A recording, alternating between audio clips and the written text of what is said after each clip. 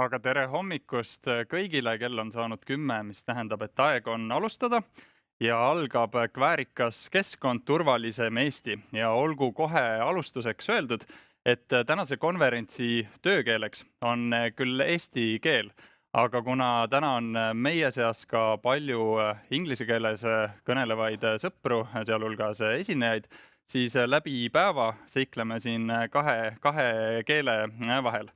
So welcome to all those of you as well for whom Estonian language is not your weapon of choice, although it is our working language for today. For today's conference, there is translation available, which hopefully you have already received for yourselves. And as we have guests from various countries among us, as well as speakers, we will be mixing it up a little during the day between Estonian and English languages.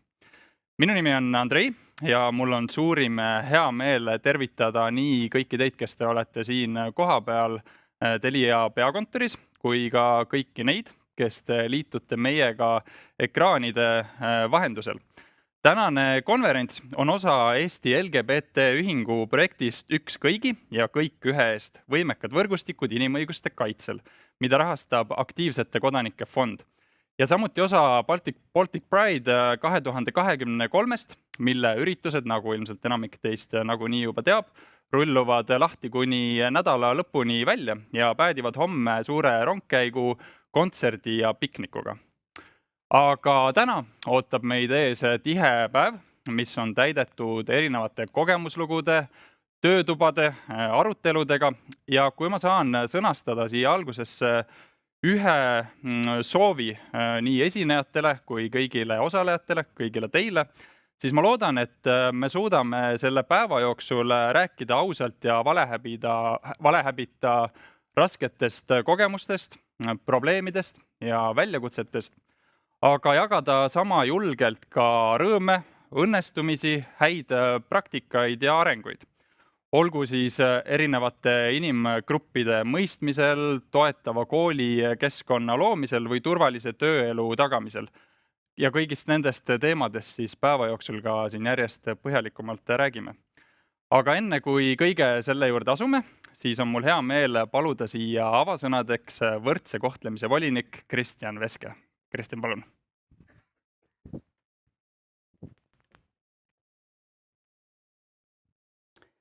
Tere hommikust ja kõigile vikerkaarekangelastele ja headele sõpradele, kes te siia olete täna hommikul tulnud või vaatate meid ekraani vahendusel. Veidi rohkem kui 200 aastat tagasi õhkas üks Eesti rahvuskirjanduse loojaid, eestlase ja läti-leedulase perekonnas Riias üles kasvanud Kristjan Peterson. Sellesama päikese valgus paistmas on sellel tunnil mulle ja armsale Alole. Ja seesama sõpruse lilleke, kena lõhnaga, on ikka õitsemas meie kahe keskella. Nende soojustäis sõnade ja tänase päeva vahele on mahtunud 10 põlvkondi, kus inimesed on üksteist armastanud ja vihanud. On mahtunud sõdasi ja okupatsioone, mis on käinud läbi kõigi Baltimaade, jättes oma jubeda jälje meie hinge. Kuigi okupatsioonid on proovinud võtta Baltimaadelt võimaluse kirjutada oma riikide lugu, oleme ühiskondadena tõestanud, et suudame oma lood kirjutada ise. Samal viisil on see võimalus võetud olnud ka meilt, siin elavatelt LGBT inimestelt. Kuid nii nagu meie riigid, on ka LGBT kogukonnad olnud järjepidevad, kirjutamas oma lugu, püüdlemas olla võrdväärsed ühiskonna liikmed ning kujundamas elukeskkonda. Baltic Pride on läbi põimunud ajaloo, armastuse ja austuse tähistus. Täna on siin jälle koos Eesti, Läti ja Leedu vikerkaarekangelased ning meie sõbrad. Seda korda arutamas, milline peaks olema meie elukeskkond, mis toob turvalisema ühiskonna. Kväärikas, keskkond, turvalisem Eesti puudutab seda, kuidas me tuleme toime töökeskkonnas, koolides ja tänavatel. Ma usun, et me kõik tunneme, et me elame murrangulisel ajahetkel. Lätis valiti just alles hiljuti presidendiks esimene avalikult gei mees. Leedu parlamendis on 2 lugemist läbinud tsiviilpartnerluse seadus ning Eestis arutame abieluvõrdsuse üle. Need on asjad, mis 10 aastat tagasi tundusid kättesaamatutena. Kui need jõustuvad, siis on ühiskondades toimunud märgilised muutused. Kuid isegi siis on palju veel teha, et LGBT inimesed tunneksid end väärikalt ja austatuna nii koolis, tööl kui ka tänaval käies. Ajal, kui Kristjan Peterson pani alustala tulevasele Eesti iseseisvusele, ei oleks sellised ühiskondlikud arutelud olnud võimalikud. Pikalt said poeedid ja ühiskonnategelased vaid kõneleda läbi lillede. Täna ei pea me rääkima enam läbi lillede, saame rääkida, millised on meie probleemid ja rõõmud. Meie õigusruum on arenenud ning suuremal või vähemal määral on meie õigused kaitstud. Seega tahangi öelda, et kui sinul on konkreetseid küsimusi, mis puudutavad sinu õigust, siis voliniku kantselei poolt on meil ka olemas võimalik nõustamine, mis asub siit uksest välja minnes teisel pool vahekoridori. Ja soovitangi või julgustangi teid pöörduma siis nõuniku poole Art, kes siin ees meil istub, tema siis võtab seal konverentsi vältel vastu. Ja lõppkokkuvõtteks ma tahangi öelda, et mul on väga hea meel, et tänasel päeval saabki öelda täiesti vabalt kõigi ees. Üks kõigi ja kõik võrdsuse eest. Aitäh ja head konverentsi!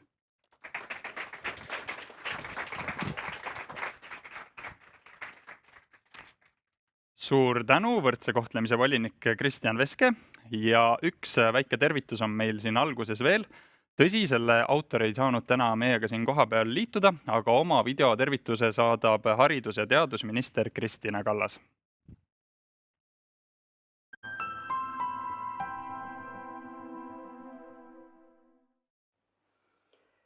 Tere!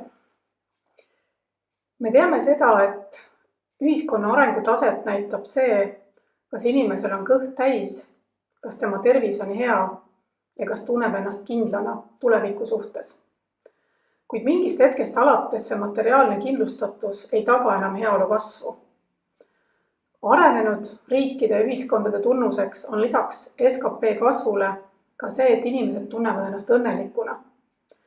Samas õnnelikkust tagab jällegi see, kas inimesed tunneb ennast turvalisena, kas ta tunneb ennast väärika ühiskonna liikmena ja kas tema põhiõigused on tagatud.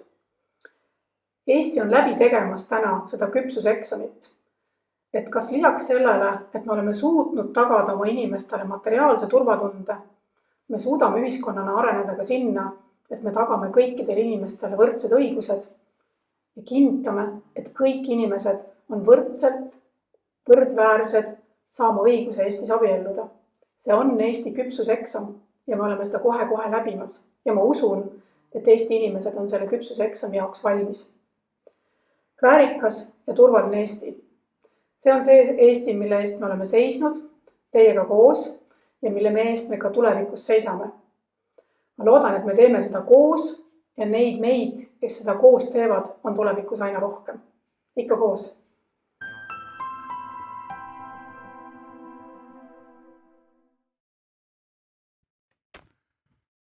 Suur tänu ka haridus- ja teadusministrile, aga sellega ongi meil hea hetk liikuda meie esimese tänase vestluse juurde. Selle pealkirjaks on intersektsionaalsus, mitmes kastis inimesed ja mul on suur rõõm paluda siia sportlane Inge Maiberg, kodanikuaktivist Mel Selmin ja LGBT+ aktivist Juri Jorski.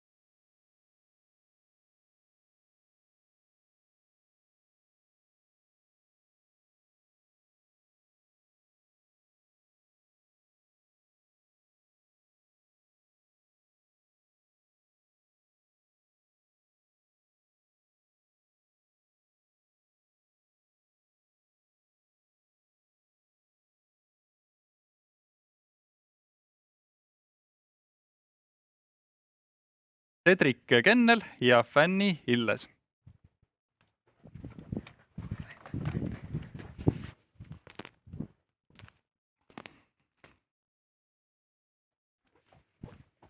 Tere. Hello. Hello. So, the presentation. I think we're waiting for the... Nii, pult vist hetkel ei...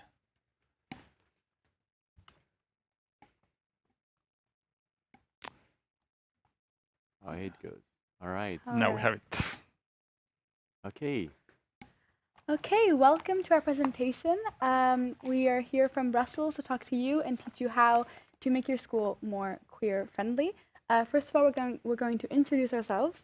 So my name is Valentina. My pronouns are she, her. I've been in EB2, so our school, for 5 years now, and before then I lived abroad in countries like Ukraine and Moldova. My name is Fanny. My pronouns are they, them. I have been in the European school system for 5 years now, but this is my first year in EB2. And my name is Cedric. My pronouns are he and him.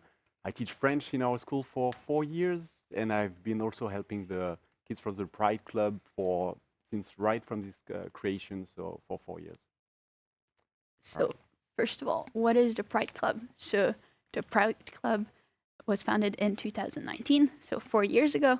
It is managed and run by students, and our president is Valentina here. We meet once a week, and our goal is to make our school more LGBTQ plus friendly and to raise awareness against LGBTQ plus phobias. So here's what we have done so far. All right, one of the things we're always working on is visibility in our school. We want everyone to know that we are there and that our school is one that is supportive towards the queer community, and that homophobia and transphobia and biphobia and all of the LGBTQI plus phobias aren't acceptable. And we do so through various events and campaigns. My personal favorite thing that we have done is put a pride flag waving with all our other flags of the European Union. Every morning when I bike to school, I see it waving in the wind, and it makes me really happy. I also really love the queer book sale we had in cooperation with an English bookstore in Brussels that I organized, that I thought was really fun, and yeah. My personal favorite project has to be the flyers, which leads me to my next point about education.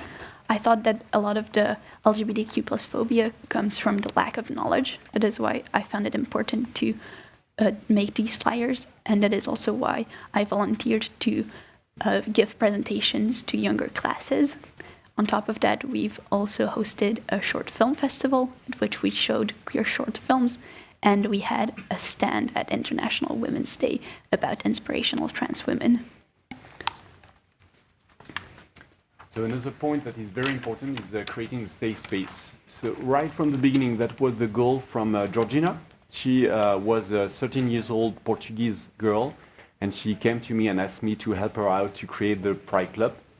And her goal was to create a safe space where queer students could come and talk openly about their gender identity, their sexual orientation. So that's what we have been doing for 4 years. We're meeting once a week and offering to the students a safe space to talk, to talk openly and to be heard. Yeah, so one of our priorities is always to make sure the queer community at our school has a place where they feel safe, where they feel respected, listened to, and validated.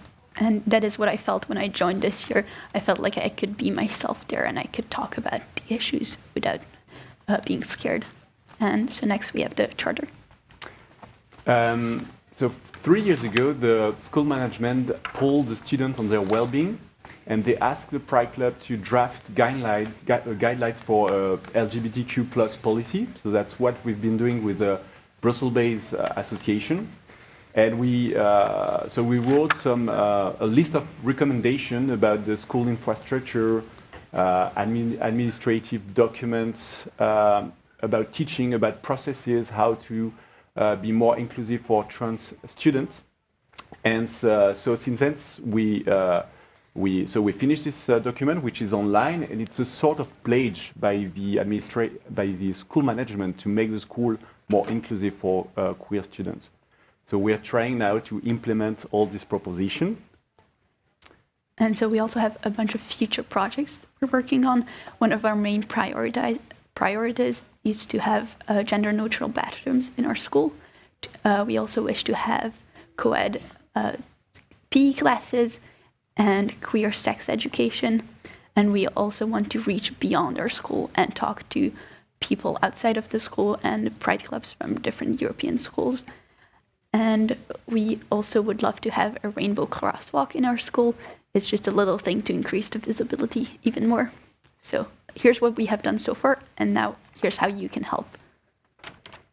Okay, so now we're going to talk about what you can do to make your queer students more comfortable in your class and to foster inclusion. We're going to talk about how to welcome a new class, how to support your students, how to break out of heteronormativity, how to properly teach queer sex education, and finally a list of books and movies with queer representation that you can study in your class. So first of all, when welcoming a new class, it's important to let your class know that it is the safe space, and you can do that by stating the fact that it is a safe space and that they can talk about their issues, and also make sure to let them know that any kinds of LGBTQ+ phobias and slurs are not accepted in the classroom. And you can also tell them that if they want to go by a different name than the one on the register, they can feel free to do so. Now for how to support your students, avoid using terms like boys and girls and instead use terms like everybody or boys and girls and others or creative terms that include everybody. It's also important not to make assumptions. So just because someone dresses in a feminine way doesn't necessarily mean that they are okay with being referred to as someone who's as a woman. And it's also important to avoid gender stereotypes. So very often we come across teachers who are like, oh, we need to carry all these boxes. Can we have 2 strong boys to carry these? And please avoid those. Everyone can carry boxes, or most people. So yes, and if you're ever doing a play or if you're assigning roles, avoid doing so by gender and instead try to do it randomly so that everyone is included. And also having a pride flag in your room or some kind of pin can also make sure that your students know that you're someone that they can trust. Okay. On top of that, try breaking out of heteronormativity. So when coming up with examples, this can be in any class, even math class. Try saying, for example, instead of how many roses did he buy his girlfriend, you could say how many roses did he buy his boyfriend. Try and be inclusive and mindful of how different relationships look and include those in your teaching. Now for queer sex education. Sex education is often a very awkward subject to teach with your students, but it's also a very important one. And it's important to include queer relationships and how different relationships can look like, the dynamics of queer sex, what sex is even defined as, and also talk about asexuality and mention that not everyone feels sexual attraction. Some don't feel it at all, some only feel it a little bit, some only under certain circumstances, etc., etc. I've also included consent, even though it isn't inherently a queer topic, but just because it's often glanced over in sex education, and I find it extremely important to clearly teach students to ask for consent and where the line for rape is. And yeah. So here we have a bunch of resources about sex education. Feel free to take a picture of them just so you can have them for later. We really like the science one because it's very colorful and very informative. I'll pause a little bit for pictures. Yeah, and we'll talk about that also in our workshops this afternoon. Yeah. And so here's a couple of books we suggest. Okay, so here's some books you can study with your class or just read independently. The ones on this side are a bit higher level. They're more like classics. My personal favorite is The Song of Achilles. It retells the story of Achilles and Patroclus from when they were born to when Achilles dies. It's one of my favorite books ever, and I think it's an incredible book to study in your class that has a lot of representation and that talks about a story that most people already know. So yeah, I recommend it strongly. And many of these books also have movie adaptations, which could be interesting to study. There's also a whole bunch that are not on this presentation, such as Call Me By Your Name. And there's also a lot of good shows, such as Sex Education, that could be also interesting to look at. And here's a little conclusion of all that we have said. So it is very important to create a safe space in the classrooms.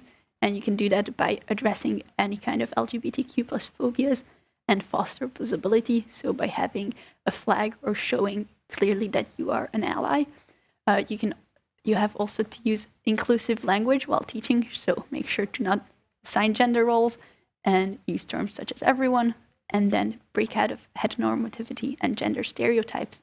And finally, embrace and celebrate the diversity in your classrooms. Great. Okay. If anyone has any questions, we're happy to answer them. I think we'll have the questions after the discussion, but Okay, thank you great. very much for now. And as a freelance film critic myself during my spare time, I wholeheartedly agree with your film suggestions too, so thank you very much for those. But enne kui me küsimuste juurde läheme, before we get to the questions and discussions, we have one more presentation, üks ettekanne on meil veel ja selleks on mul rõõm paluda siia Eva-Marta Sokk.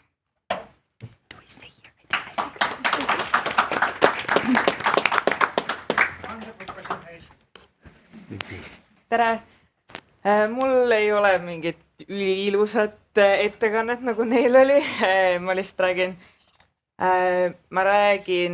3 asjast, kes ma olen, üks kiirkohtingu vormis, mida ma teen, kuidas ma olen ennast õpetajana tundnud ja kuidas õpetajana LGBT õpilasi toetada. Esiteks, nagu te juba kuulsite, siis ma olen Eva-Marta. Ma olen 27-aastane. Ma olen praegu õpetaja Sindi gümnaasiumis. Kui keegi ei tea, siis Sindi on kohe seal Pärnu kõrval ja Pärnu on meie kaardil siis pruun, on ja? Et te teate, mis nagu kontekstis ma õpetan. Ma olen 2 aastat olnud õpetaja. Õpetan ajalugu ja inglise keelt ja olen ise Noored kooli programmis, ehk siis õpin samal ajal.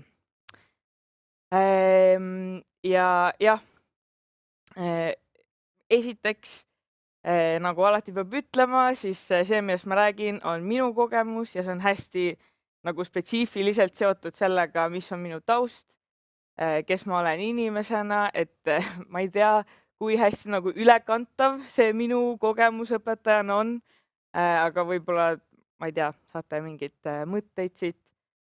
Et jah, enne kui ma läksin õpetajaks tööle, ma töötasin Eesti LGBT Ühingus mitu aastat.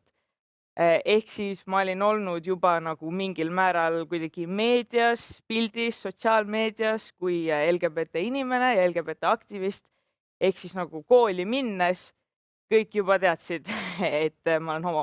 Et see ei olnud nagu kellelgi üllatusena, et mul ei ole kunagi olnud seda kogemust, et ma pean koolis nagu kuidagi kapist välja tulema või jah, nagu inimestele kuidagi sellest märku andma, sest et ma läksin sinna ja kõik juba teadsid.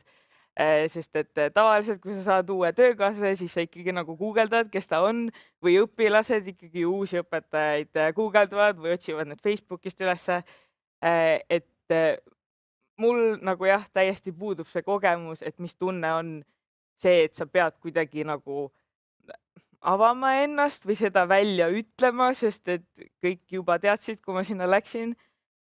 Pluss, kui ma olin tööintervjuul, siis meie direktor, kes on ise ka Noored kooli programmi läbinud ja ka pigem selline noor ja avatud meele ja suurte unistustega direktor, et tema ütles mulle kohe, et me tahaks sind õpetajaks, sest et meil on LGBT õpilasi ja me tahame, et oleks keegi, kelle juurde nad saavad tulla või kes neid kuidagi toetaks. Et jah, et ma läksin juba sinna nii, et kõik teadsid ja et see, miks nad mind sinna kooli tahtsid, oligi see, et LGBT õpilastel oleks keegi, kes neid toetaks või kes saaks nendega rääkida. Et ma läksin sinna kooli natuke nagu kompetentsi keskuseks LGBT teemadel. Et jah, selles mõttes võib-olla see kogemus on nagu teistsugune kui paljudel teistel õpetajatel, kes peavad kuidagi nagu kapist välja tulema või kuidagi seda nagu aktiivselt selle otsuse tegema, et kas ma nüüd nagu avan ennast või ei ava. Et mina seda tegema ei pidanud. Ja jah, ma ausalt öeldes ei ole küll tundnud koolis kordagi nagu mingit diskrimineerimist. ma ei ole tundnud, et ükski õpetaja kuidagi, ma ei tea, suhtuks minusse veidralt või ma ei tea, väldiks mind või mingeid selliseid asju. Et ma siis mäletan, kui ma läksin alguses sinna kooli, siis meil oli õpetajate toas oli Sapski kalender ja see oli mul küll alguses nagu mingi, issand jumal, mis kool see on. Aga siis ma kuidagi nagu direktoril või kellelegi ütlesin, et mis värk sellega on, ja siis ta oli kohe mingi, sorry, võttis selle maha, kõik oli okei. Aga jah, et ma tunnen, et mu kolleegid on olnud nagu toetavad. Võib-olla see on ka mingil määral selline eestlaste asi, et me ei ole ju nagu super avatud alati oma arvamusega, et võib-olla on keegi, kes tõesti südamepõhjast mind vihkab, aga ma ei tea seda, sest et minu näkku kõik on hästi nagu sõbralikud. Aga ma nagu tegelikult tunnen, et ikkagi, et seal koolis võetakse mind hästi vastu ja et kellelgi pole nagu otseselt mingeid probleeme sellega olnud, mis on ausalt võib-olla veits mind ka nagu üllatanud, et kui rahulik ja tore see on olnud seal koolis olemine. Sest jah, Pärnu on ikka suht nagu sihuke EKRE kants ja kui sa Pärnus nagu välja lähed ja hakkad kuidagi LGBT teemadel rääkima, siis ei ole alati nii rahulik ja rõõmus. Aga ma ütlen, et mul on nagu kooliga vedanud. Et jah, et mingid õpetajad on näiteks kutsunud mind oma tundi rääkima LGBT teemadest. Meil näiteks gümnaasiumis on vaimse tervise teemaline valikaine, see õpetaja kutsus mind rääkima soo ja seksuaalse teemadest. Et jah, ma ütlen, et ise õpetajana nagu kolleegide hulgas ma olen tundnud ennast turvaliselt. Õpilastega selles mõttes võib-olla on isegi kuidagi nagu lihtsam mõnes mõttes, et kui sa oled nagu õpetaja, siis sa ju õpilastega tunned kogu aeg seda vastutust, et ma pean olema nagu neile eeskuju ja kuidagi nagu näitame neile head eeskuju, kuidas olla inimene, hea inimene, kuidas suhelda teiste inimestega. Et mida üldse nagu õpetajana sa teha saad, et Euroopa Kooli noored ka juba rääkisid teile mingitest asjadest, aga noh, et Eesti kool, kuigi ma olen tundnud ennast turvaliselt ja hästi, ilmselgelt ei ole nagu selline nagu see kool, millest nemad siin rääkisid, et meil ei ole oma Pride'i klubi koolis ja ikkagi sa kuuled nagu mingeid sõnu, mida õpilased omavahel kasutavad või mida nad räägivad. Et jah, esiteks näiteks see, et sa kuidagi visuaalselt näitad, et sinu klass on turvaline ruum. See on väga tore, aga näiteks mina jagan klassi 70-ndates loodusmehe Eediga ja Eedi on väga tore, ta väga meeldib mulle, aga kindlasti Eedi ei lubaks mul panna kuskile klassi seina peale nagu vikerkaarelippu. Ehk siis näiteks mina kannan tihtipeale kas oma vikerlaste särki või mul on näiteks üks sõpruse särk, mis on vikerkaare värvides, et ma kuidagi nagu enda peal näitan seda, et mina olen turvaline inimene ja et minuga võib rääkida. Et kui sa ei saa kuidagi nagu oma seda ruumi turvaliseks teha, sest näiteks paljudes Eesti koolides ju õpetajatel ei olegi oma klasse, et siis sa saad kuidagi nagu enda peal seda näidata. Et õpilased julgeks tulla su juurde ja tahaksid sinuga rääkida. Teiseks, õpetajana üldse on ju, ma arvan, et üks põhiosa su tööst on see, et sa kuulad pealt õpilasi ja üritad nagu märgata, mis nendega toimub ja siis kuidagi seda nagu tähele panna. Et näiteks mul on päris mitu sellist olukorda olnud, et ma lihtsalt kuidagi vahetunnis teen oma mingit asju, täidan stuudiumit, siis ma kuulen nagu õpilasi omavahel millestki rääkimas ja need on need hetked, kus sa pead teadma õpetajana, et okei, ma näiteks, ma ei tea, tunni lõpus või kuidagi kutsun selle õpilase enda juurde, näiteks kui keegi ütleb kellelegi halvasti, siis võib-olla parim hetk ei ole nagu selles kohes situatsioonis hakata kõigi ees pidama mingit loengut, et sa tegid nüüd kõike valesti, aga näiteks pärast selle õpilasega eraldi rääkida, et ma ei tea, kas sa tead, mida see sõna tähendab, miks sa nii ütled, noh, et nagu näidata talle, et sa oled ikkagi, et sa hoolid temast ja ta on sulle oluline, aga sa lihtsalt tahad teada, mis ta mõtted on. Või näiteks, et ma kuulsin lihtsalt vahetunni ajal, kuidas üks 5. klassi õpiline ütles teisele, et ma olen mittebinaarne ja siis ma ka nagu pärast eraldi peale tundi rääkisin taga, et sa võid minuga sellest rääkida, et kui sul on mingi küsimusi, tule küsi mult. Et jah, kuidagi olla nende õpilaste jaoks olemas ja nagu kõigi õpilaste jaoks on ju, et mitte ainult LGBT õpilased, aga nagu kuidagi reageerida nendele olukordadele nii, et sa ei pane kedagi nagu ebamugavalt ennast tundma, aga samas, et su nagu point jõuab kohale.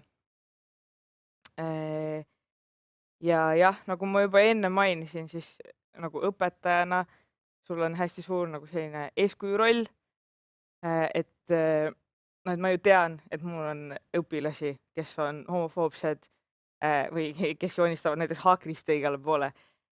Ja et nende õpilastega ma ei saa ju, ma ei saa neile öelda, et sa ei tohi olla see, kes sa oled või et see, mida sa mõtled, on vale ja rumal ja sa oled nõme. Küll aga saan ma neile näidata nagu mingit head eeskuju. Et kui nende peas on võib-olla loodud mingi kuvand LGBT inimestest, mida on loonud neile, ma ei tea, nende vanemad, et siis mida mina saan teha, on näidata neile nagu mingit teistsugust kuvandit, et kui sa oled terve elu kuulnud, et homod on nagu mingid õudsad kollid, kes tahavad sind ka homoks teha, siis mina olen siin, et näidata, et tegelikult nad on toredad, nad ka võivad, ma ei tea, nalja teha, nad ka hoolivad sinust kui inimesest. Et jah, kuidagi lihtsalt nagu näidata oma oleku ja eeskujuga mingit sellist nagu positiivset, hoolivat kuvandit. Ja ma arvan, et võib-olla õpetajana ja nagu ma ei tea, kui palju on siin õpetajaid saalis, aga mida mina oleks tahtnud enne kooli minemist kuulda ja mis on hästi oluline, on see, et sa ei saa enda vastu nagu liiga karm olla, et eriti see, kui ma läksin nagu aktivistina kooli, siis alguses on ikkagi ju see tunne, et ma pean nagu terve kooli ümber muutma ja ma pean kõik õigesti tegema ja kõik õpilased peavad alati ülihästi ennast mu klassis tundma, aga tegelikult see ei ole alati reaalsus, et sa pead nagu ka enda vastu olema lahke ja hell, et mõnel päeval su parim ongi see, et sa räägid iga õpilasega ja sa märkad neid ja sa toetad neid ja siis mõni päev su parim on lihtsalt see, et sa nutad nagu vahetunnis, aga mitte tunnis. Et see on nagu nii erinev ja kool on hästi nagu emotsionaalselt laetud koht kogu aeg, eriti kui sa oled koolis, mis on võib-olla sotsiaalmajanduslikult nagu keerulisemas kohas ja seal on hästi raske taustaga lapsed, et siis alati ka sinu klassiruum, isegi kui sa oled see LGBT õpetaja ja tahad olla väga turvaline, siis nagu juhtub ikkagi olukordi, kus see ei ole nii ja siis sa peadki lihtsalt nagu endale andeks andma ja olema okei sellega, et alati kõik ei lähe täpselt nii, nagu sa enne arvasid, et see läheb. See ei tähenda, et sa oled halb õpetaja või et sa ei ole nüüd see turvaline täiskasvanu, vaid et sa ka vahepeal eksid ja teed vigu. Või et jah, et nagu päevad on erinevad ja et see, et kui vahepeal juhtub midagi, näiteks meil oli viiendikega selline, et lasin neil ise valida, mis filmi me vaatame kooli aasta lõpus ja siis üks poiss ütles, et vaatame Fast and Furious'i ja siis ilmselgelt kõik poisid olid selle poolt, et vaatame seda ja oli õpilasi klassis, kes olid nagu nördid, kes ei tahtnud seda vaadata ja siis ma ütlesin, et okei, seekord valisid poisid, järgmine kord valivad filmi tüdrukud. Ja ma ju tean, et seal klassis on see mittebinaarne õpilane ja ma pärast ilmselgelt mõtlesin selle peale, et see kindlasti ei olnud nagu asi, mida ma oleks tahtnud öelda, aga noh, et ei saa seda olukorda enam kuidagi muuta, et jah, selliseid asju lihtsalt vahepeal juhtub, sest mingid asjad on meisse hästi nagu tugevalt kinnistunud ja sa ei saa alati nagu seda kontrollida, kuidas su keskkond sind mõjutab. Et jah, lihtsalt õpetajana on oluline alati anda endast parim ja püüda alati olla kõige nagu mingi turvalisem, hoolivam, mõistvam versioon endast, aga ka olla endaga nagu lahke ja andestav, kui see alati ei tule täpselt nii hästi välja, nagu sa tahtsid. See on kõik.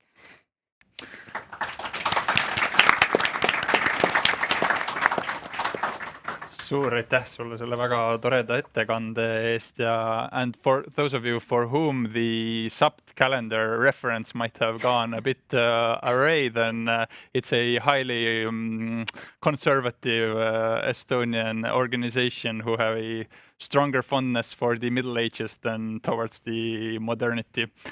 But anywho, meiega liitub nüüd üks inimene veel, nagu näete, üks tool on veel vaba ja et pakkuda natukene ka laiemat perspektiivi, siis ma palun siia vestlusringiga liituma ka Eesti LGBT Ühingu koolitusjuhi Kristel Rannaääre.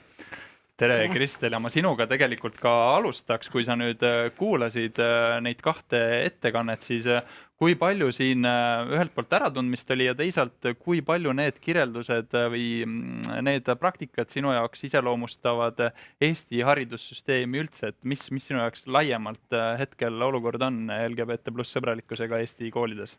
Jah, Eva-Marta ütles tegelikult hästi, et meie Eesti koolidena ei ole selles kohas, kus meil siin välisesinejad rääkisid. Et ma arvan, need mõtted on väga head ja need mõtted on need, mida me tegelikult ise ka koolidele edasi anname, kui me neid nõustame. Need on sellised hästi lihtsad sammud, just see nähtavus tegelikult on kõige olulisem. Ja sellest järgmised sammud on, ma ei taha öelda nagu vähem tähtsamad, aga see nähtavus on see, mida tegelikult noored kõige rohkem vajavad, eriti kui me räägime. Võtame siin mõned aastad tagasi, kui on paremäärmuslik valitsus, kui LGBT teemad olid negatiivselt tugevalt üleval, seda enam inimesed tunnevad, et nad tahavad näha neid turvalisi inimesi, eriti koolikeskkonnas noored. Ja see, mida Eva-Marta ka välja tõi, et klassiruumi alati ei saa panna, et meil on ka selline, kes veel ei tea, siis Eesti LGBT Ühing annab välja sellist märgist nagu kõik on teretulnud, lihtsalt kirjutage meile, me anname teile selle klepsu, saate panna endale klassiruumi või ise endale siia rinna peale. Et tõesti see, et sa ei saa alati seda klassi märgistada, kui ma õpetajaid koolitan, siis ütlevad ka, et ma ei saa tegelikult sinna klassiruumi panna, siis ma jagan seda kellegiga, aga siis ongi see lahendus, paned oma arvutile, paned oma märkmikule, paned kuskile, kus on nähtav ja tegelikult see väga hästi mõjub, et kui ma 2 aastat tagasi suure hulga õpetajaid koolitasin, siis sealt tuli, üks õpetaja tuli pärast koolitus minu juurde ja ütles, et ta pani juhuslikult vikerkaare lipu kleepsu ja tal ei olnud mõtet üldse nagu LGBT-ga seoses. Lihtsalt see oli ilus kleeps, ta pani peale ja hakkas märkama, et järsku hakkad õpilased tulema tema juurde. Küll teil on ilusad kingad, järgmine päev küll teil on ilus kleit. Ja siis ühel hetkel nad hakkasid rääkima LGBT-st ja siis ta sai aru, mis ta oli teinud ja ta ütles, et see oli nii uskumatu, see oli nii tillukene vikerkaare kleeps ja sellel oli selline mõju ja sellised suhted tulid. Nii et selles kohas me täna oleme. Mis on küsimused, millega teie poole täna kõige sagedamini pöördutakse koolidest või õpetajate poolt? Koolid pöörduvad meie poole vähe, oluliselt rohkem võiks pöörduda. Mul oli just väga hea kogemus, ma kohtusin 3 riigigümnaasiumiga, mis siis täna on selles faasis, et seda neid luuakse. Ja siis me arutasime ka, et kuidas seda keskkonda muuta avatumaks, turvalisemaks ja üldse ka ligipääsetavaks tegelikult. Aga see oli selline esimene suurem hea kogemus, kus päriselt tullakse, küsitakse, me tahame oma ruumi teha kaasavaks ja turvaliseks.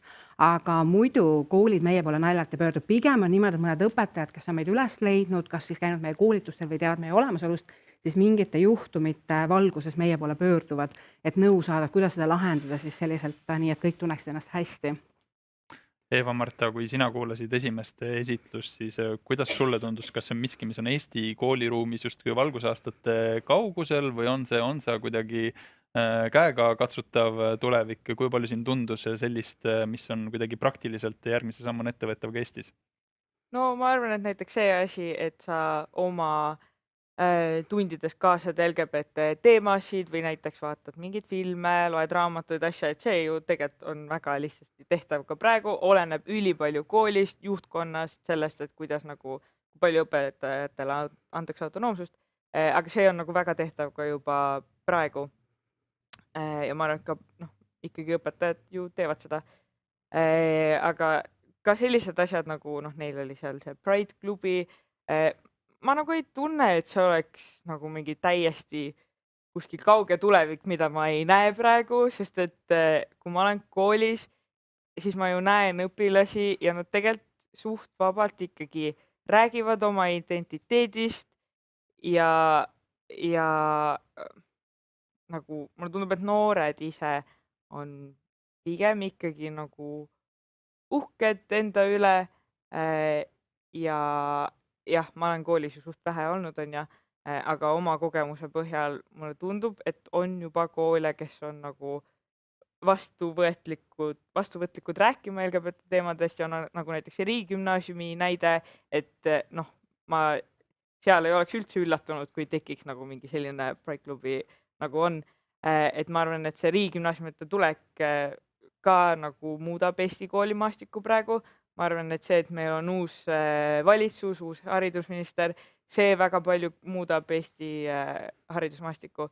Et ma arvan, et see nagu muutus ei ole kuskil väga kaugel, vaid see on täpselt nagu see nagu ukse taga, et ma nagu tunnen, et see nagu kohe tuleb. Nagu jõulud. Jaa, täpselt. Valentina, Fanny and Cedric, thank you for these very encouraging and inspiring examples. But I was wondering how representative are they of your education system in more general compared to other schools as well? So maybe I can answer this question. Your question is about is it representative? You mean like in the program, in the curriculum? Do all the teachers are basically how well are the Belgian sort of people that are in that work in education? How much aware are they of all these examples, and does it actually go into practice for them? So it's a trend. So I can talk about France because I'm French, and about Belgium because I live there and teach there. So it's a trend. I can say that there's more and more Pride clubs in schools. Teachers are taking more and more workshops, so they are more trained. So it's also like a very hot topic about how to welcome trans students. So schools are getting more and more processes to welcome trans students and being more inclusive. And that's why I guess, like in our school, we had to write this policy. And there's many schools where it's happening. There's actually also many other European schools in Brussels, since we have a lot of European institutions. And in the other schools, there are also Pride clubs. So we're starting to be in contact and trying to work together to also improve the inclusion of queer students in all the European schools. So we can see that it's a hot topic. Everyone is talking about it and trying to improve the inclusion of students. I don't know if you want to comment on that or... Well, yeah, I think that it's a topic that we all, or a lot of us, think about, and that at least I often bring up in my classes. And I do try to challenge my teachers to talk about it more if I feel like it's lacking in our lessons. But obviously there are still a lot of things to be done, and there are a lot of strides to be fought. But yeah, I think, yeah.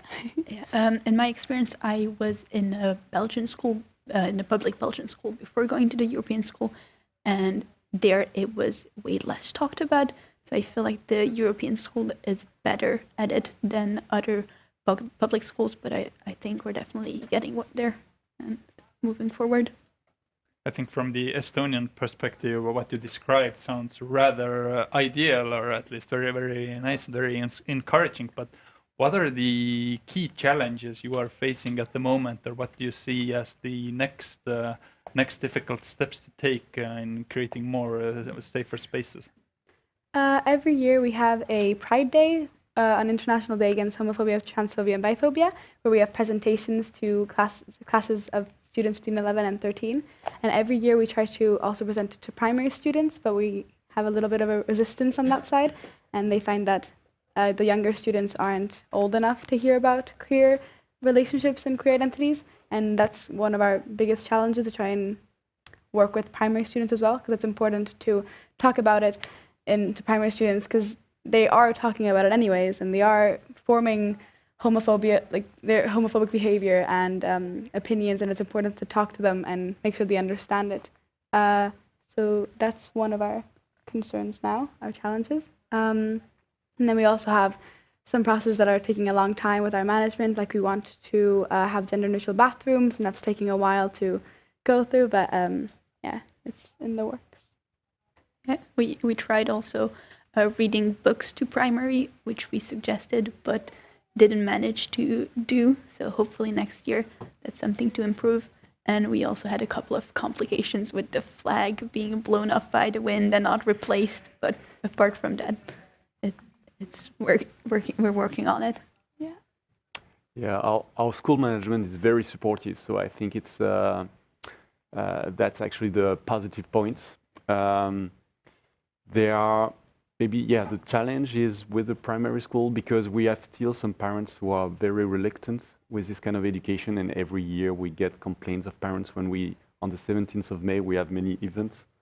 So it's not a lot, but there are still some parents who, I had also like this students, the parents wanted him not to follow my class because we were studying a queer book. So this thing happened. And it's always, the question of education. We are not only educating the students, but we need also to educate the parents. So this question goes for everyone here. One of the things you mentioned in your presentation as a challenge was addressing homophobic slurs. I would even put that into a larger context because I myself, I work for the Victim Support Estonia, and one of the challenges we see is that how to encourage people to kind of step in if they see or if they witness any kind of violence, be it physical or psychological. So how do we build this kind of courage in people in general and in young people in schools for them to find courage to actually address these kinds of issues and these kinds of situations when it might be unsafe for themselves to kind of step in?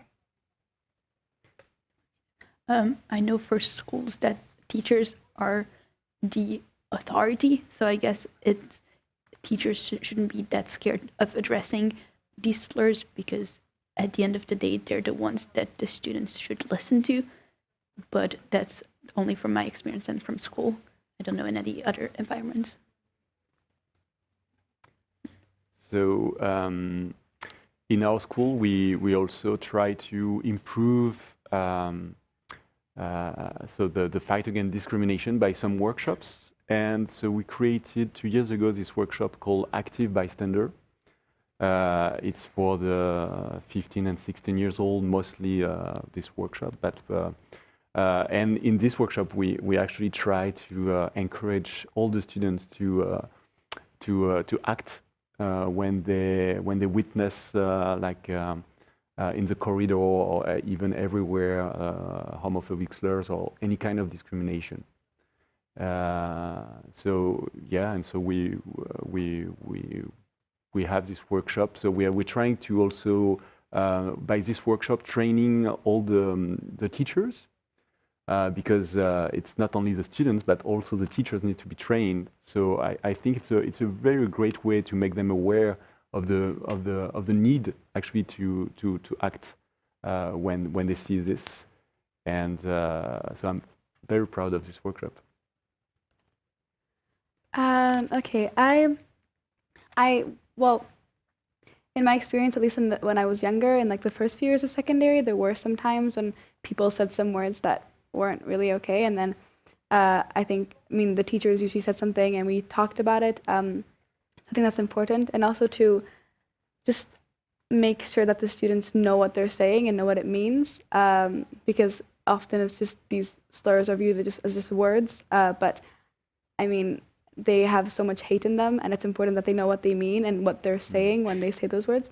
So yeah, I just think that it's important to educate everyone, to know what they're saying, to know that the fights for LGBTQI plus people aren't over, and that it isn't equal yet, and there's a lot of work to be done, and that it isn't okay to say things like that. Eva-Marta ja Kristel, sama küsimus teile, et kuidas julgustada noori ja inimesi laiemalt astuma vahele, kui nad näevad pealt vägivalda või diskrimineerimist? no ma ütleks kõigepealt, et nagu kui ma olen päris aus, siis ma ikka nagu iga päev kuulen, et kasutatakse, kuidas ma eesti keeles neid sõnu nimetan, homofoobseid sõnu. Anyway, te teate kõik, mida sõna ma mõtlen. Et noh, et see on lihtsalt nii laialt levinud ja ongi see, mida juba enne öeldi, et tegelikult nagu enamik nendest noortest ei mõtle selle sõna tähenduse peale ja ei mõtle sellele, et see tegelikult teeb kellelegi haiget. Et noh, et õpetajana näiteks see ei ole minu jaoks ka üldse lihtne, sest et see nagu paneb mind ennast ka ju avama ja see on alati keeruline, aga noh, et mina näiteks õpilastele olengi seda seletanud, et alati, kui seda sõna ütled, siis sa tead, et vähemalt mulle sa teed haiget ja nagu see sõna mulle teeb haiget, et kui sa arvad, et siin ruumis ei ole kedagi umbes, keda see sõna huvitaks, siis nagu mina alati olen. Et sa nagu esiteks sead selle selge piiri ja teed neile selle nähtavaks, et see sõna ei ole nagu ilma tähenduseta, et keegi saab sellest haiget ja kui mitte keegi muu siin ruumis, siis vähemalt mina. Ja teiseks on minu arust hästi oluline see, et õpetajal on oma klassiruumis ja nagu endaga seotud mingid hästi kindlad nagu arusaamad ja kokkulepped. Noh, näiteks, et meil on klassis kokkulepe, et me austame kõiki inimesi ja me räägime sellest kokkuleppest, et mida see tähendab, kuidas sa käitud nii, et sa austad teisi, kuidas sa käitud nii, et sa ei austa teisi. Et kui see on nagu hästi selge ja me kõik teame, kuidas selles ruumis käituda ja mis selles ruumis on aktsepteeritud ja mis ei ole, siis on lihtsam ka nagu teistele õpilastele sekkuda, kui keegi käitub mingil viisil, mida nad teavad, et selles ruumis ei ole aktsepteeritud ja kui nad nagu teavad ka, et see õpetaja on nagu selge nende oma mingite kokkulepete ja reeglitega, et minu see on ülioluline, et need mingid reeglid, milles me kõik töötame, et need on hästi selged ja arusaadavad ja kehtivad nagu kõigile samamoodi. Et mitte võib-olla korrata eelkõnelejaid, siis ma tooks veel selle vaatenurga, mis selle sekkumise raskeks teeb, mis ka meie kooliuuring välja tõi, mida me Eestis tegime 2018 uurides LGBT noorte turvalisust ja kaasatust kooli keskkonnas, on see, et õpetajad tihti ei oska märgata neid sõnu. Ja teine asi, nad ei, nii nagu siin sai ka mainitud, ei oska neid pidada niivõrd oluliseks. See puudutab nii seda LGBT-d, aga ka sellist naiselikkust ja mehelikkust, sellist arusaama, et ka need tegelikult puudutavad nii LGBT kogukonda, aga laiemalt.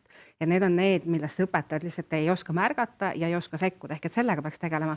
Ja teine, mis kindlasti on hästi oluline, mis selle julguse võib-olla annab ka, on see, et nende LGBT teemadesse sekkumine ei tuleks ainult, ütleme, et Eestis siin Eesti LGBT Ühingult, et see tuleb kaasorganisatsioonidelt, et Kiva võtab LGBT teema üles ja ütleb õpetajale, et see on oluline, sest see loob selle, et mitte niimoodi, et kuskil on mingid homod, kes ütlevad, ärge homosid kiusake, vaid meil on Kiva, kes ütleb, et me austame kõiki, sealhulgas. Ja need tegelikult tuleb välja öelda, keda me selle hulgas siis peame silmas. Et jah, me kogu aeg siin räägime, et et me ei pea tooma välja, et kool on kõigile ligipääsetav, turvaline, mida ütleb ka seadus, on ju. Aga ei, kui me seda välja ei ütle, et sealhulgas ka LGBT noored on need, keda ei tohi kiusata, siis see on väga selge sõnum. Ja kui see tuleb näiteks Kivalt, see tuleb ministeeriumi tasandil, siis see on hoopis teine sõnum, hoopis tugevam ja hoopis jõustavam ja julgustavam ka õpetajatele, et sekkuda. Aga aitäh, siin on kõlanud nüüd päris palju praktilisi mõtteid ja soovitusi ja ma hea meelega annaks siia lõppu nüüd võimaluse taaskord teil kõigil küsida. So the floor is again open for a couple of questions and sinna palun. Hi, so there was a thought said about that we should educate parents as well so they can be more accepting and helping children and so on and so forth. And the question is, what can we as teachers, as students, as community do to educate these parents who sometimes clearly don't know what their kids are and what to do with them, and who can be pretty homophobic and also homophobic against teachers who are trying to educate them and help them.